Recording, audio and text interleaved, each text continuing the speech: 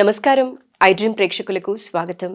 January 22వ తారీఖున అయోధ్య రామ మందిర ప్రతిష్టాపన, రాముడి విగ్రహ ప్రతిష్టాపన జరగబోతోంది.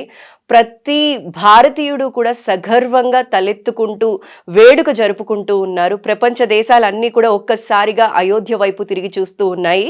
అయితే ఈ అయోధ్య రామ మందిర వేడుక ఇవాళ మనం అందరం ఇంతలా జరుపుకుంటున్నాము అంటే కరసేవకుల పాత్ర ఎంతో ఉంది అని చెప్పడంలో ఎటువంటి అతిశయోక్తి లేదు. అయితే ఇవాళ మనతో పాటు ఉన్నారు బొలసాని సత్యనారాయణ గారు.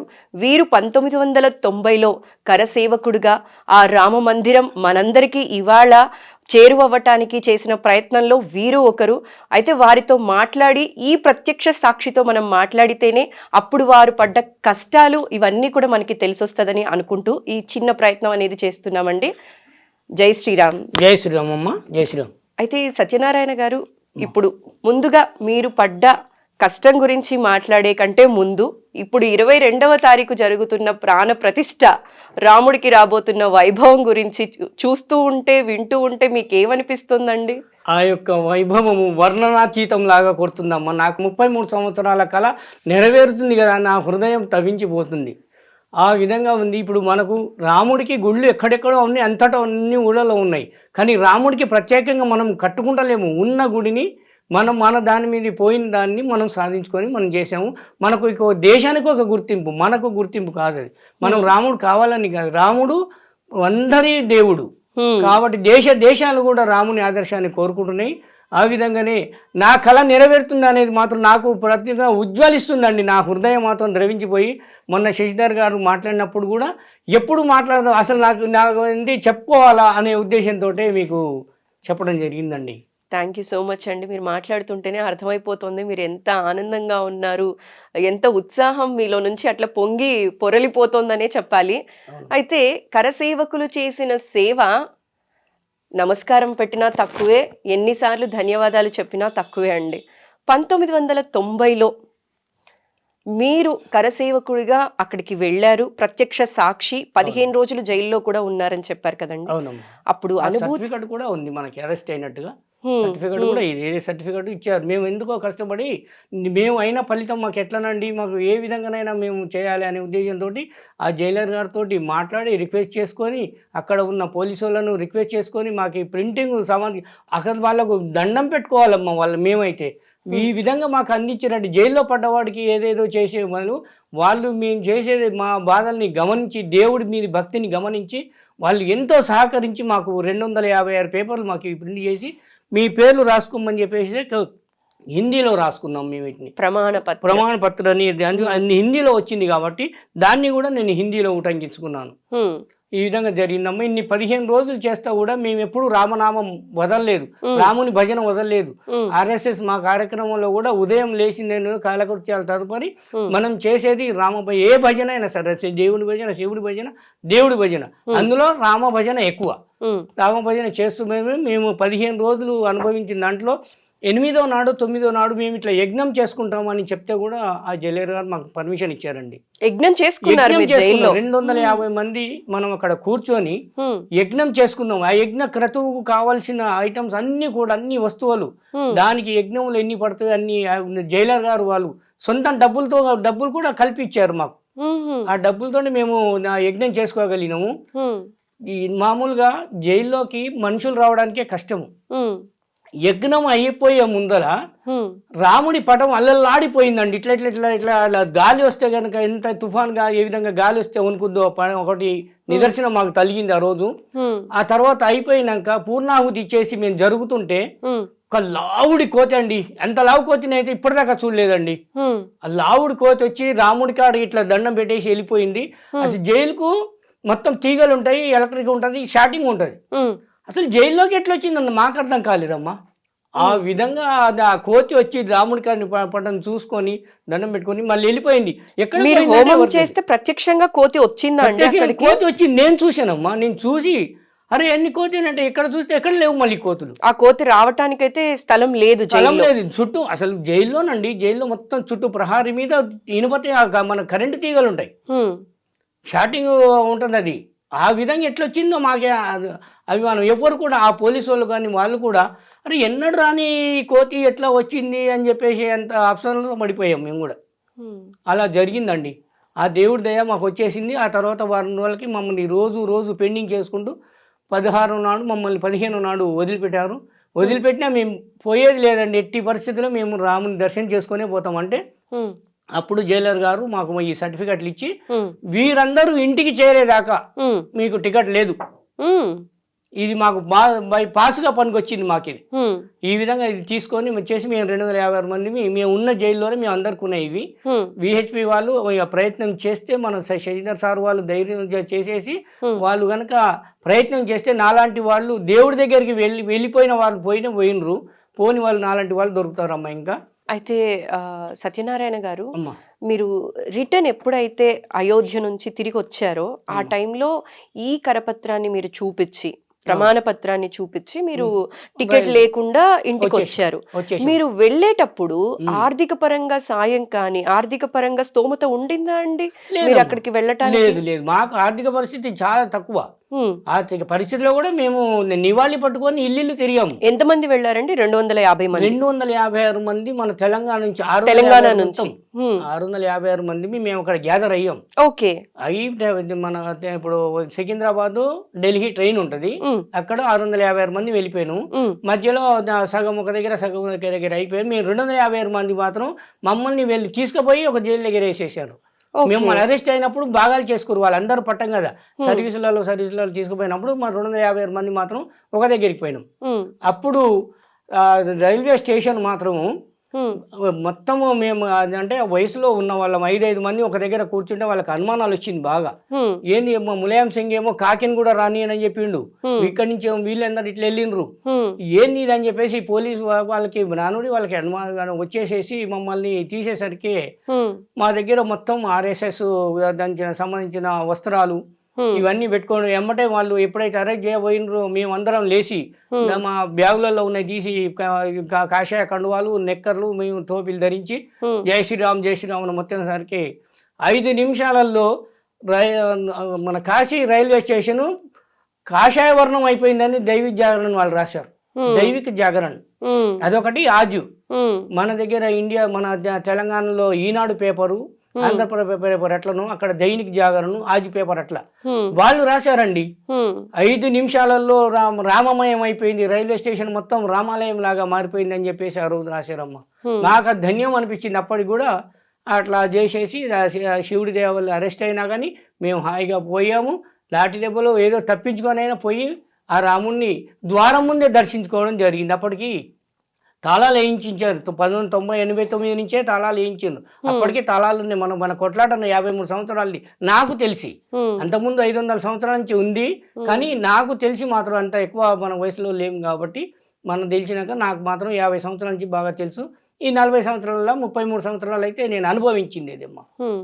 ఈ విధంగా పోయి చేసుకొని రావడం జరిగింది. అయితే సత్యనారాయణ గారు, అయోధ్యకి 1990లో అడుగు పెట్టడం అంటే అప్పుడు జరుగుతున్న గొడవల్లో, అప్పుడు జరుగుతున్న ఈ లాఠీ చార్జీలు, కాల్పులు, రైలుని కాల్చేశారు, ఇలాంటివి చాలా జరిగాయండి. అంటే ప్రాణాలతో తిరిగి ఇంటికి వస్తామా లేమా కూడా తెలియదు. అంటే మీరు వేసిన అడుగు చాలా పెద్ద అడుగు, చాలా గుండె నిబ్బరం చేసుకోనో ధైర్యం చేసుకోనో వెళ్ళారు కదండి. కుటుంబం గురించి ఆలోచించారా? అసలు కుటుంబం వైపు నుంచి మీకు ఎలాంటి సపోర్ట్ ఉండిందండి? కుటుంబం గురించి అంటే మేము అన్నతమ్ముల దాంతో విడిపోయిన అమ్మ మంచి, మా అమ్మ రామ భక్తురాలు. పోనాయన నేను మా అమ్మ ఆశీర్వదించింది, కానీ నేను వేడికి పోతున్నాం అంటే ఎక్కడికే దగ్గరికే పోతాం, వస్తాం, మళ్ళీ వస్తాం కదా, 2వ నాడు ఎల్లుండే వస్తాం అని చెప్పుకొని బయలుదేరినాం. కానీ ఈ విధంగా జరుగుద్ది అనేది మనం కూడా కళలో కూడా కనుక్కోవాలి. ఏ రామ అయోధ్యకి వెళ్తున్నట్టు, అయోధ్యకు వెళ్తాము అని తర్వాత కూడా తెలిసి వచ్చింది. మొట్టమొదలు అయితే ఇది ఏందో 2 రోజులు 3 రోజులు ఏదో చేసుకొని మనం రాముని కాడి కదా పోయేది. అంటే మేము ఎట్లా అంటే అప్పట్లో దేవుడికి యాదగిరిగుట్టకు తిరుపతికి అట్లా పోతుంటే వస్తుంటాం కదా, అదే ఉద్దేశంలో ఉన్నాము. కానీ ఈ కొట్లాటాలనే ఉద్దేశంలో చాలా మందికి తెలియదు. కొంతమందికి తెలుసు అనుకోండి, ఇది అక్కడ జరుగుతుందో ఏమవుతుందో ఏమో తెలియదు, కానీ నాలాంటి వరకైతే కొంతమందికి తెలుసు అది. ఆ విధంగా జరిగింది. ఏది జరిగినా నాకు మాత్రము మంచి జరిగింది. నాకు పోయి వచ్చిన తర్వాతనే నాకు ఉద్యోగం వచ్చిందమ్మా. అయోధ్య దర్శనం, రాముడి దర్శనం తరువాత నాకు 1990లో నేను పోయాను. ఒక 2 సంవత్సరాలు కష్టపడ్డాను. అంతే అప్పుడు నాకు 93లో ఉద్యోగం పర్మనెంట్ ఉద్యోగం వచ్చేసింది సెరికల్చర్ డిపార్ట్మెంట్లో ఓకే. టెక్నికల్ అసిస్టెంట్‌గా. వావ్! హ్మ్. ఆ తర్వాత మళ్ళీ మండలం మారటము, ప్రభుత్వాలు మారటము, సెక్రటరీలను పంచాయతీ సెక్రటరీ వ్యవస్థను తీసుకురావటము, హ్మ్. మ్యాన్ పవర్ పూల్ కింద అదర్ డిపార్ట్మెంట్‌లో అందరిని మార్చారు. హ్మ్. నన్ను కూడా పంచాయతీ రాజ్ డిపార్ట్మెంట్‌లోకి మార్చారు. ఓకే. పంచాయతీ రాజ్ డిపార్ట్మెంట్‌లో ఒక 17 సంవత్సరాలు పనిచేసి 1990లో మొన్న 2019లో రిటైర్ అయ్యానమ్మా. హ్మ్. అప్పటి నుంచి కూడా మాకు ఎప్పుడు ఇంకా ఈ వయసు రీత్యా కూడా మనం దేవుడి జపం చేసుకోవడమే మాకు ఆలోచన ఎక్కువ. హ్మ్. ఇప్పుడు మా సొంత ఊళ్ళో కూడా అమ్మవారి గుడి కనకదుర్గ అమ్మవారి గుడి కట్టిస్తున్నాము. అందులో ఒక మెంబర్‌ను హ్మ్. నేను కూడా. మా దగ్గర షిరిడి సాయిబాబా ఆలయం కూడా కట్టించాము. అందులో మెంబర్‌ను. హ్మ్. బిడ్డనిచ్చిన అత్తగారు ఊరు హ్మ్. అందుగుల. అక్కడ కూడా గోదాదేవి సహిత రంగనాథ స్వామి. హ్మ్. నిన్నటి రోజు కూడా కళ్యాణంలో పాల్గొని వచ్చేసామమ్మ. అది మనకు దైవ ప్రార్థన, దైవ కృప వల్ల నేను రాముడి దయతోటి జీవించి ఉండటం, నా రాముడిని చూసుకుంటున్నా అనే ఆహ్లాదం మాత్రం ఇప్పటికీ నా హృదయం నిండా ఉందమ్మా. హ్మ్. అయితే సత్యనారాయణ గారు అమ్మా. ఎన్నో వ్యయ ప్రయాసలు కోర్చి ఆ! ఆ రోజు కరసేవకులు ఎందరో ప్రాణత్యాగాలు చేసిన వాళ్ళు ఉన్నారు. మీలాగా ఎన్నో సాక్రిఫైసెస్ చేసిన వాళ్ళు ఉన్నారు. 15 రోజుల పాటు జైల్లో ఉన్నవాళ్ళు ఉన్నారు. వీళ్ళందరి కృషి వల్లనే ఇవాళ అయోధ్యకి ఈ వైభవం వచ్చిందండి. అవునమ్మా. కానీ దీని మీద కమెంట్స్ పాస్ ఆన్ చేస్తున్న వాళ్ళు కూడా ఉన్నారు. అయోధ్యకి ఎందుకు ఇంత డబ్బులు వెచ్చిచ్చేస్తూ ఉన్నారు? ఇప్పటి వారికి కొందరికి తెలిసో తెలియకో అయోధ్యకి అంతంత డబ్బులు అవసరమా? దీని బదులు విద్యా సంస్థలు కట్టొచ్చు కదా! అనే వాళ్ళకి మీరు ఇచ్చే సమాధానం ఏంటండి? అమ్మ ఇది అనుకోవాలంటే ఒక మూర్ఖత్వం లాగానే ఉంటుంది. హ్మ్. కానీ ఎవరి దేవుడు వారికి. మనం ఉన్న హిందూ సమాజంలో హిందూ అన్నట్టుగా ఉన్న సమాజము ఏ సమాజాన్ని అన్యమతాన్ని ఎవరిని కూడా ఒక మతాన్ని మనం ఒకరిని ఏమి అనుకుంటలేము. హ్మ్. వీరెవరో రాక్షస జాతి. అప్పుడు రాముడు బయటికి వెళ్ళిండంటే రాక్షస జాతి ఉండబట్టే రాముడు కూడా తెలిసొచ్చింది మనందరికీ. హ్మ్. ఇలాంటి చిన్న చిన్న రాక్షసులు లాంటి వాళ్ళు వీళ్ళు. హ్మ్. వీళ్ళకు కూడా తొందరలో వీళ్ళకు మా అనుభూతి కలుగుద్ది అని చెప్పేసి నేను దేవుడిని వీళ్ళకి మంచి బుద్ధి ఇవ్వాలని చెప్పి కూడా కోరుకుంటున్నాను. హ్మ్. మనకు గోవులైనా దేవుడైనా సమాజంలో అందరికీ అన్నిటికీ గోవులు పనికొచ్చేది. రాముడు దేవుడు వాళ్ళకి ఇంకొకరికి ఇంకొక విధంగా అల్లా దేవుడు, ఇంకొకరికి క్రీస్తు దేవుడు. హ్మ్. ఎవరి దేవుడు మనం ఎవరిని అన్నప్పుడు వాళ్ళు హిందూ సమాజాన్ని వేలు పెట్టడం మంచిది కాదమ్మా. హ్మ్. వాళ్ళ సమాజం మనం ఏమంటలేము కదా, ఎవరిని ఏమంటలేరు. హ్మ్. కానీ అప్పుడు ఎందుకు ఈ విధానం తీసుకుంటున్నారో అది అర్థం కాదు. మూర్ఖత్వం అది. హ్మ్. ఆ మూర్ఖత్వంతోటే అలా ఉంది గానీ అది అందరికీ ఉండే దేవుడు అంతే. రామరాజ్య పాలనలో ప్రతి ఒక్కళ్ళు సుభిక్షంగా ఉన్నారు అంటారండి. అవునమ్మా. ఇక్కడ రామరాజ్య పాలనలో హిందువులా, క్రైస్తవులా, లేకపోతే ముస్లిమాన్లా అన్నది పక్కన పెడితే రామరాజ్యంలో ప్రతి ఒక్కరూ సుభిక్షంగా ఉన్నారు అనే పాయింట్ గురించి మాట్లాడినట్లయితే ఇప్పుడు రామరాజ్య వైభవం మళ్ళీ వస్తే బావుంటుంది అంటున్నారు కదా! అవును. ఈ అయోధ్యని ప్రతి ఒక్కళ్ళు మనసుకి హత్తుకునేలాగా తీసుకుంటే బావుంటదనేది నా మన అభిలాష. పర్సనల్ ఒపీనియన్, నా అభిలాష అండి. కానీ హిందువులకే సొంతం అని వారిస్తున్న ఇంకొందరికి మీరిచ్చే సమాధానం అండి? ఇది ఒక హిందువులకు, ముస్లింలకు, సిక్కులకు అనేది కాదండి.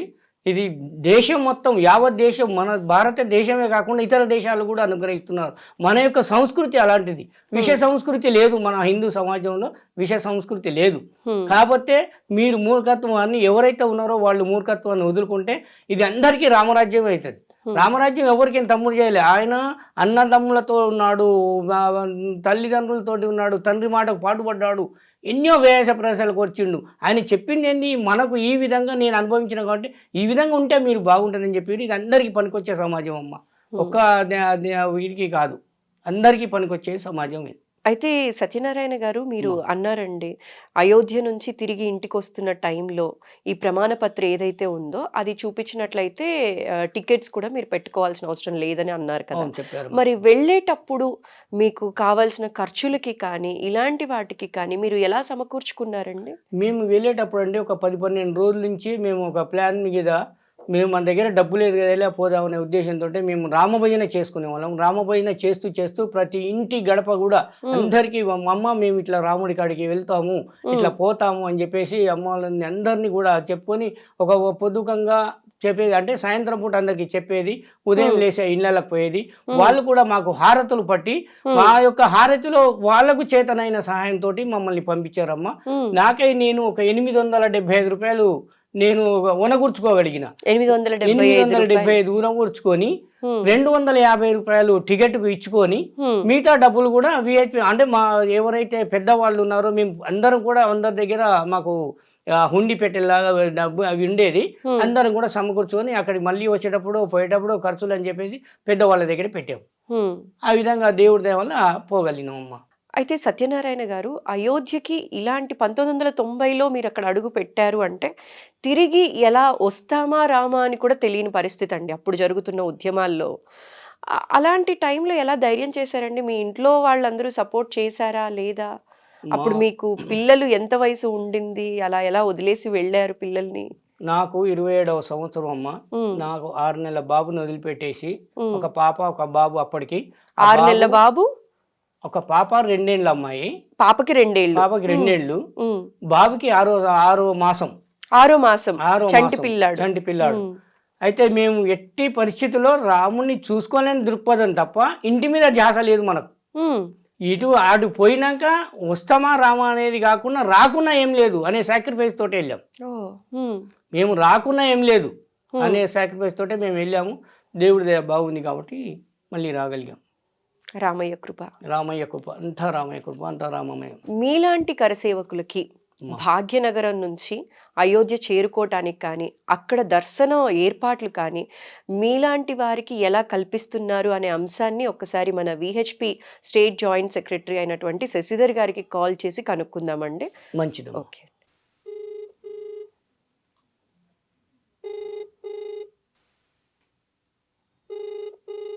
నమస్తే. జై శ్రీరామ్ శశిధర్ గారు. జై శ్రీరామ్. శశిధర్ గారు ఎలా ఉన్నారండి? అంతా బాగే అండి. ఓకే అండి. అయితే మొన్న మనం ఐ డ్రీమ్‌లో ఒక వీడియో చేశాం కదండీ! అయోధ్య గురించి, అయోధ్య వైభవం గురించి, 22వ తారీఖు జరుగుతున్న ప్రాణ ప్రతిష్ఠ గురించి. ఇది మన అవును. ఐ డ్రీమ్‌లో టెలికాస్ట్ అయిన వీడియో చూసి ఒక కర సేవకులు మనల్ని అప్రోచ్ అయ్యారండి. వాళ్ళకి అయోధ్య రామ దర్శనం వీహెచ్‌పి తరపున ఎలా అందించనున్నారు? ఎలాంటి సదుపాయాలు వారికి అందిస్తున్నారు? తెలంగాణ కరసేవకులు గనక అయోధ్యకి వెళ్ళాలి అంటే ఎప్పుడు వెళ్ళనున్నారు? ఇలాంటి విషయాలన్నీ మీరు మా స్టూడియో తరపున తెలియచేస్తారని అనుకుంటున్నానండి. అంతకంటే ముందు 1990లో కరసేవకు వెళ్ళినటువంటి సత్యనారాయణ గారు ఇవాళ మన స్టూడియోలో ఉన్నారండి. వారితో కూడా మీరు జై శ్రీరామ్. వారు కూడా మీతో మాట్లాడాలి అనుకుంటున్నారండి. ఒకసారి తప్పకుండా మా మాట్లాడగలరా అండి? అదృష్టం అది. జై శ్రీరామ్ సత్యనారాయణ గారు. జై శ్రీరామ్ అన్నగారు. జై శ్రీరామ్. 1990లోనండి నాకు అప్పటికి మా కుమారుడు 6 నెలల బాబేనండి. నేను శివాజీ సేన నుంచి ఆర్ఎస్ఎస్‌లో శివాజీ సేన తరఫున నేను ఇల్లిల్లు కూడా మనం ఎక్కడ భిక్షపాత్ర పట్టుకొని అయోధ్య రాముడిని చూడాలనే ఉద్దేశంతోటి మన కృషితో ఏ విధంగానైనా మనం మన రామాలయం నిర్మించుకోవాలి, రామాలయంకి మనకు చెందాలి అనే ఉద్దేశాల మీద కూడా ఆర్ఎస్ఎస్ వాళ్ళకుంటి ఆలే నరేంద్ర ఎమ్మెల్యే గారి ఆధ్వర్యంలో ఉమ్, 656 మంది వెళ్ళామండి మనము. అవును. 656 మంది వెళ్తున్నప్పుడు కూడా మామకి ఎన్నో వ్యయ ప్రయాసాలు. అప్పటికి మాకు డబ్బులు లేకుంటే ఇంటర్లో చందా అడుక్కొని పోయాము. టికెట్ కట్టుకున్నాం, ఒకటే టికెటు. అదే. మిగతా డబ్బులు కూడా ఇంకా మన దగ్గర ఏమంత ఇదిగా లేవు. అయినా కానీ అంతా దేవుడి దయ అన్నట్టుగా పోయాము. అవును.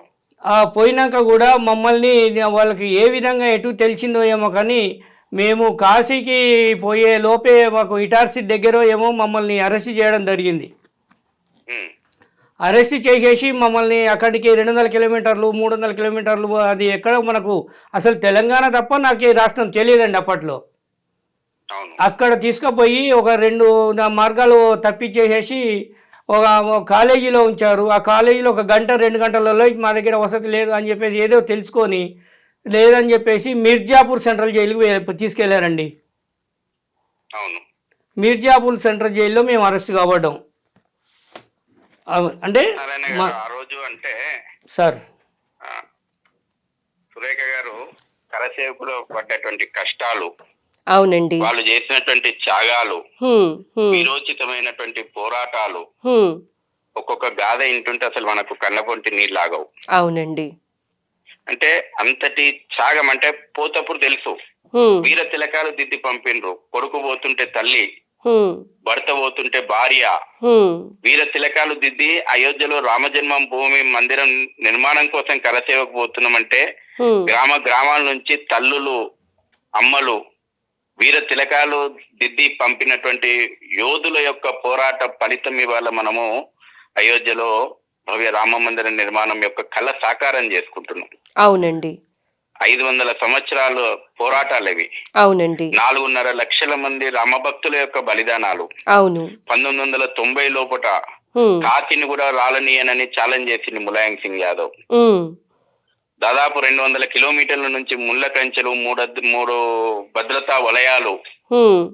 అయినా కరసేవకులను అవన్నీ కూడా ఏవి ఆపలేకపోయినాయి. అవునండి. రామ మందిరం నిర్మించుకోవాలనుకున్నటువంటి లక్ష్యం ముందర హ్మ్. అవన్నీ పటాపంచలైపోయినాయి. హ్మ్. ముఖ్యంగా తెలుగు రాష్ట్రాలు, తెలంగాణ నుంచి, ఆనాడు హైదరాబాద్ నుంచి, భాగ్యనగరం నుంచి వెళ్ళినటువంటి కరసేవకులు చాలా మంది అప్పుడప్పుడే కొత్తగా పెళ్ళైనటువంటి వాళ్ళు కూడా వెళ్ళిండ్రు. అవునండి. తర్వాత చిన్న పిల్లలను, చంటి పిల్లలను ఇంట్లో వదిలిపెట్టి వెళ్ళిండ్రు. ఇప్పుడు మన సత్యనారాయణ గారు కూడా 6 నెలల చంటి బిడ్డని ఇంట్లో వదిలి వెళ్ళారటండి. ఎక్కడ ఉన్నారో తెలియదు. ఇప్పటిలాగా కమ్యూనికేషన్ లేదు, నెట్వర్క్ లేదు, మొబైల్ నెట్వర్క్ లేదు, ఫోన్ కనెక్షన్ లేదు. అసలు మొత్తం కూడా అడవులు, దారి తెలియదు. ఏ దారిలో ఊర్లు పాపం ఆ చుట్టుపక్కల ఉన్నటువంటి ప్రజలు కూడా ఆకలి ఇంత పెట్టింది తిని ఈ దారి అయోధ్యకు ఈ దారి పోతుందంటే ఆ దారి పొడవునా నడుచుకుంటూ పోయి వాళ్ళు చేసినటువంటి త్యాగాలు ఏవైతే ఉన్నాయో ఆ త్యాగాలు చరిత్రలో సువర్ణాక్షరాలతోటి లిఖించేటువంటి చరిత్ర అది. అవునండి. కేవలం మందిరం కోసం కేవలం ఒక మందిరం కోసం కాదు, ఈ దేశం యొక్క పౌరుషాన్ని మళ్ళీ నిలబెట్టడం కోసం, ఈ జాతి యొక్క గౌరవాన్ని మళ్ళీ తిరిగి పునఃప్రతిష్టాపన చేయడం కోసం, ఈ జాతి యొక్క స్వాభిమానాన్ని మళ్ళీ తిరిగి పునఃప్రతిష్టాపన చేయడం కోసం, భారతీయ ఆత్మను మళ్ళీ పునఃప్రతిష్టాపన చేయడం కోసం కరసేవకులు చేసినటువంటి త్యాగాలకు మనం ఎంత చెప్పినా, ఎంత వారి త్యాగాలను ఎంత స్మరించుకున్నా మనకు తక్కువే. అవునండి. అటువంటి వీరోచితమైనటువంటి గాథలు మేము చూస్తున్నాం. ఒక్కొక్క కరసేవకుని కుటుంబాలకి ఈ మధ్యన మేము కూడా వెళ్ళి వస్తున్నాము. ఒక్కొక్కరి ఇంట్లో ఆనాటి జ్ఞాపకాలను ఇప్పటి కూడా నెమరేసుకుంటూ వాళ్ళ భావోద్వేగం ఏదైతే ఉందో అసలు ఇప్పుడు నేను మాట్లాడుతుంటే నాకు కూడా ఆ యొక్క ఆ బాధ మీ గొంతులో కనిపిస్తోందండి. అంటే ఆ రకమైనటువంటి ఒక త్యాగాలు ఇవాళ ఈ జాతి చేసింది. దాని కారణంగా ఇవాళ మనం రామ మందిరం చూడగలుగుతూ ఉన్నాం. అవునండి. రామ మందిరం యొక్క కళ సాకారమైంది. తప్పకుండా ట్రస్ట్ ఇటువంటి మహనీయుల యొక్క, తన యొక్క పుత్రుల యొక్క ఆగమనాన్ని మళ్ళీ అయోధ్య కోరుకుంటుంది, ఆశిస్తుంది. అందుకే కరసేవకులు అందరినీ కూడా, గతంలో కరసేవకులుగా పోయేసినటువంటి వాళ్ళందరినీ కూడా ట్రస్ట్ సగౌరవంగా ఆహ్వానిస్తుంది. దానికోసం ఏర్పాట్లు చేయబడ్డాయి. ఒక్కొక్క రాష్ట్రం నుంచి ప్రత్యేకమైనటువంటి రైళ్లు ఏర్పాటు చేసేసి అందులో వారిని అన్ని సాధ్యమైనంత వరకు, కొంతమంది ఇప్పటికే వయసు అనుకూలం ఉన్నటువంటి వాళ్ళు ఇబ్బంది పడకుండా వాళ్ళందరినీ కూడా దర్శనం చేయించడానికి ఏర్పాట్లు పూర్తి అయినాయి. తెలంగాణ నుంచి సత్యన్న 18 నాడు మన అందరం కూడా కలిసి వెళ్దాం. 18వ తేదీ భాగ్యనగరం నుంచే స్పెషల్ ట్రైన్ ఉంది. ఎప్పుడండి? ఫిబ్రవరి 18వ తారీఖున స్పెషల్ ట్రైన్ భాగ్యనగరం నుంచి. ఫిబ్రవరి 18న అందరం కలిసి వెళ్దాం. ఓకే. 20 నాడు మనం అయోధ్య నగరం చేరుకుంటాము. ఓకే. ఫిబ్రవరి 21 నాడు అక్కడ మనకు దర్శనం ఏర్పాట్లు ఉన్నాయి. ఓకే. కరసేవకులందరినీ కూడా సగౌరవంగా ఆహ్వానించడానికి, సగౌరవంగా ఆతిథ్యం ఇవ్వడానికి శ్రీరామ జన్మభూమి తీర్థక్షేత్ర ట్రస్ట్ ఏర్పాట్లన్నీ కూడా చేసింది. ఒక్కొక్క రాష్ట్రం నుంచి వచ్చేటువంటి ప్రతినిధులకు 3 రోజుల పాటు ఉండడానికి వసతులు, దర్శనం కోసం ఏర్పాట్లు, భోజన వ్యవస్థ ఇవన్నీ కూడా ఏర్పాట్లు చేసింది. ముఖ్యంగా ఇప్పుడు మనకు ఎందుకు ఫిబ్రవరి వచ్చిందంటే ఇప్పుడు అక్కడ చలి ఎక్కువ ఉండడం కారణంగా రేపు జనవరి 23 నుంచి ముఖ్యంగా ఉత్తరాది రాష్ట్రాలకు టైం స్లాట్ కేటాయించిండ్రు. ముఖ్య దక్షిణాది రాష్ట్రాలు మనం ఇప్పుడు ఈ చలిని భరించడంలో కొంత ఇబ్బంది ఉంటది కాబట్టి ఫిబ్రవరి ఎండింగ్ లోపల మన తెలుగు రాష్ట్రాలు, మనకు తెలంగాణ, ఆంధ్రప్రదేశ్ రాష్ట్రాలకు కేటాయించిండ్రు. అన్న మనము 18 రోజున జయ జయ నినాదాల మధ్యన మనం అయోధ్యకి వెళ్దాం. జై శ్రీరామ్. జై శ్రీరామ్. శశిధర్ గారు, థ్యాంక్ యూ సో మచ్. ఎందుకంటే మీరు సత్యనారాయణ గారి లాంటి వాళ్ళు ఎందరో కరసేవకులు ఉన్నారు. వాళ్ళందరూ కూడా రాముడి దర్శనం కోసం ఎదురు చూస్తూ ఉన్నారండి. వాళ్ళ ఆశ నెరవేరుస్తూ ఫిబ్రవరి 18వ తారీఖున భాగ్యనగరం నుండి స్పెషల్ ట్రైన్లో మీరందరూ అయోధ్య చేరుకోబోతున్నారు అనే చక్కటి ఇన్ఫర్మేషన్ని ఇవాళ ఐ డ్రీమ్ తరపున తెలియజేసినందుకు మరోసారి ధన్యవాదాలు తెలియజేసుకుంటూ జై శ్రీరామ్ అండి. అయితే సత్యనారాయణ గారు, శశిధర్ గారు చెప్పారండి, ఫిబ్రవరి 18వ తారీఖున అందరూ కూడా కలిసి భాగ్యనగరం నుంచి బయలుదేరి కరసేవకులతో పాటు వారు కూడా జాయిన్ అయ్యి మీ అందరితో వస్తానని చెప్పారు. ఇంత మహద్భాగ్యం తల్లి. సో మీరందరూ కూడా అయోధ్య చేరుకొని రామయ్య దర్శనం చేసుకొని రామయ్య కృపకి పాత్రులు అవ్వాలి. ఇంతటి అయోధ్య వైభవాన్ని మా అందరికీ చూసే భాగ్యాన్ని కలిగించడంలో మీ పాత్ర, మీలాంటి వారి ఎందరో పాత్ర ఉంది అని చెప్పడంలో ఎటువంటి అతిశయోక్తి లేదండి. అయితే ఈ అయోధ్య ఇవాళ పునర్వైభవం చెందటానికి ఎవరి పాత్ర ఎక్కువగా ఉంది అనేది మీ అభిప్రాయం అండి? ఇందులో మొదటి నుంచి కూడా ఆర్ఎస్ఎస్ పాత్ర ఎక్కువ ఉంటుందమ్మా. ఇది దీంట్లో ఏ దేవుడికైనా దేవుడి అనేసరికి ఆర్ఎస్ఎస్ పాత్ర ఉంటుంది. ఆర్ఎస్ఎస్ వాళ్ళు తీసుకున్న కార్యక్రమము, ఆర్ఎస్ఎస్ వీళ్ళకి కుడి భుజం లాగా విహెచ్పి, విశ్వ హిందూ పరిషత్, దేవుడు అంతా కూడా హిందూ సమాజంగా ఉండాలనేది విశ్వ హిందూ పరిషత్. ఎవరికి హాని చేయండి, మనకు హాని వస్తే ఊకోంది. రెండు విహెచ్పిలో ఉంటే మన గుణాలు మంచివి. అవి మనకు ఎవరు హాని చేయము, కానీ వస్తే ఊకోము. అదే అంటే ఇది విహెచ్పి ఇది ఉంటుందమ్మా. విహెచ్పి వాళ్ళు ఆర్ఎస్ఎస్ వాళ్ళు చేయంగా పార్టీ లెవెల్ సపోర్ట్ కావాలంటే బీజేపీ వాళ్ళు తీసుకున్నారు. మొదటి కింద కూడా మన సమాజానికి రక్షించే వాళ్ళు బీజేపీ వాళ్ళే. ఏదైనా వాళ్ళు పంచాయతీ పెట్టుకొని ఏదో చేసుకుంటారు, కానీ బీజేపీ వాళ్ళకి అట్లా ఏమి ఉండదు. కాకపోతే వీళ్ళు మూర్ఖత్వంగా వీళ్ళు అనుకుంటారు మత పార్టీ అని చెప్పేసి. మతం పార్టీ కాదు అది, లోక పార్టీ, జనం పార్టీ అది. అంతే, వాళ్ళు అర్థం చేసుకునేది వాళ్ళ ఇష్టం అది, అంతేగాని ఇది. కాబట్టి బీజేపీ వాళ్ళ ముందుకెళ్ళింది. అందులో మొట్టమొదటి వాడు అద్వానీ గారు, నాయకుడు గారు, ఆ తర్వాత సాధ్వి రీతాంబర గారు, ఆ తర్వాత మురళీ మనోహర్ జోషి గారు. ఇప్పుడు టైంలో తీసుకోవాలంటే మనకి ముందుండి ఎంత దాన్నైనా ఓర్చుకునే అంటే మన యొక్క మోదీ గారు. ఆయన యొక్క అభిలాష వల్లనే మన రాముడు మాకు రాముడి దర్శనం కలిగింది. ఆయన వల్లనే మనకు ఇది పురోభివృద్ధి అయిపోయి రామ జన్మభూమి మళ్ళీ రాములాగా విరసిల్లాలని, రాజ్యంలాగా రామరాజ్యం రావాలని ఆయన వల్లనే వచ్చిందని చెప్పి కూడా మేము కోరుకుంటున్నామమ్మా. సత్యనారాయణ గారు, మీరు అన్నారండి జైల్లో ఉన్న 15 రోజులు కూడా రామనామ స్మరణ విడవకుండా ఉన్నాను అన్నారు కదా. అంటే రాముడి పాటలు ఇలాంటివి ఏమైనా పాడుకునే వాళ్ళ అండి మీరు అప్పట్లో? పాడుకున్నాము, అందరూ కూడా పాడుకున్నాము. నేను కూడా ఒక పాట కూడా అప్పట్లో వచ్చిన ఆరాధన సినిమా నుండి దృక్పథం కూడా దాంతో కూడా విడమర్చుకొని రాముడి పేరు రాముడు రావాలని చెప్పేసి దాన్ని కొద్దిగా ప్లేసెస్ మార్చుకొని నేను రాముడి మీద రాశాను ఒక పాట. అంటే సినిమా పాటని కూడా రామయ్య పేరిట పాడుకున్నారా? సినిమా పాటని కూడా రాముడి కోసానికి తీసుకున్నాం, అట్లా ఉపయోగించుకొని ఆ విధంగా కూడా పాడుకున్నాను. ఈ విధంగా నేను మీరు అనుమతిస్తే నేను ఆ పాటని తప్పకుండా పాడండి. మీ అనుమతి ప్రకారంగా నేను తప్పకుండా.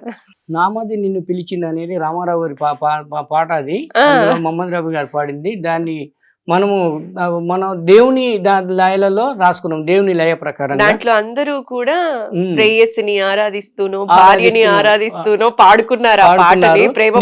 రాముని ఆరాధించుకుంటూ నేను పాడుకున్నామ్మా. పాడండి. నామది నిన్ను పిలిచింది రావయ్యా, ఓ రామయ్య శ్రీరామయ్య. నామది నిన్ను పిలిచింది రావయ్యా, ఓ రామయ్య శ్రీరామయ్య. ఏమని నా బాధ వివరించగలను, ఏ పేరుతో నేను పిలువగలను. ఏమని నా బాధ వివరించగలను, ఏ పేరుతో నిన్ను పిలువగలను. కరుణించరావా కళ్యాణ రామ, వేగమే మము బ్రోవరావా స్వామి. నామది నిన్ను పిలిచింది రావయ్యా, ఓ రామయ్య శ్రీరామయ్య. అలనాటి ఆశ బరియంగిలి తిన్నావు, ఆనాటి రాతిని నాతిగా మార్చావు. ఈనాటి భక్తులు ఇలలోనే బ్రోవగా మము కరుణించరావా దేవా, పూలతో నీకింక పూజలు చేసేము, నీ భక్తులమంతా భజనలు చేసేము, మా పైన నీకు దయరాధ స్వామి, మము బ్రోవ వెంట రావేమి, నామది నిన్ను పిలిచింది రావయ్య, ఓ రామయ్య శ్రీరామయ్య. జై శ్రీరామ్. సత్యనారాయణ గారు, ఆ రామయ్య కృప ఎప్పుడు మీ అందరిపైన ఉండాలని మనస్ఫూర్తిగా కోరుకుంటూ, మా అందరినీ కూడా రామయ్య ఎప్పుడు ఆశీర్వదించాలని మనస్ఫూర్తిగా కోరుకుంటూ, మీ విలువైన సమయాన్ని మా కోసం వెచ్చించి నల్గొండ నుంచి ఇవాళ మా ఐ డ్రీమ్ స్టూడియోకి వచ్చి ప్రత్యక్షంగా మీరు అవాళ చూసినవి, మీరు అనుభవించినవి, మీ కష్ట నష్టాలు అన్నీ కూడా మా ప్రేక్షకులకు తెలియజేసినందుకు మరోసారి ప్రత్యేక ధన్యవాదాలండి. నమస్కారం. నమస్కారం అమ్మా, నమస్కారం.